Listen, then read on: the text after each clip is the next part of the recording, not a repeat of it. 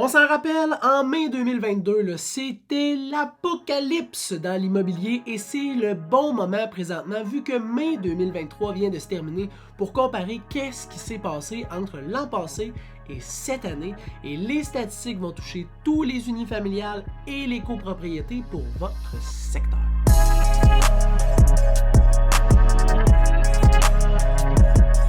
Salut tout le monde! Aujourd'hui, on revoit les statistiques du Grand Québec. Et là, je ne parle pas de la ville de Québec, mais de tout le Québec pour l'immobilier mai 2022 contre mai 2023. Et commençons tout de suite par le délai de vente moyen. L'an passé, ça prenait 37 jours pour vendre une propriété. Cette année, 53 jours. Au niveau du nombre d'inscriptions en vigueur, l'an passé, ça, le nombre d'inscriptions en vigueur, c'est toutes les propriétés qui sont disponibles pour les acheteurs potentiels.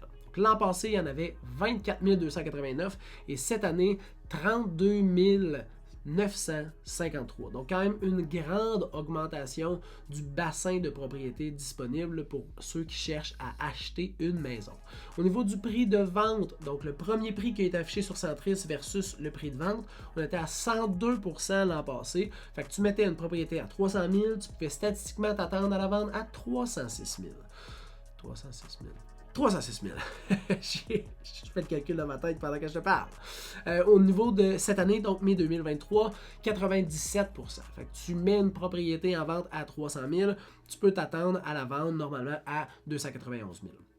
Au niveau du prix de vente médian, 421 000 l'an passé versus 410 000 cette année. Donc, il y a eu un petit recul sur le prix de vente médian. Et au niveau du nombre de transactions, 9 731 l'an passé, 9 774 en mai 2023. Donc, il y a eu une augmentation du nombre de ventes effectuées dans le dernier mois. Si tu veux une analyse plus poussée des statistiques immobilières, je fais un podcast qui s'appelle La Famille, le podcast immobilier, que tu peux trouver sur Spotify, sur iHeartRadio, sur YouTube, mais que tu peux aussi trouver sur Balado, sur TikTok.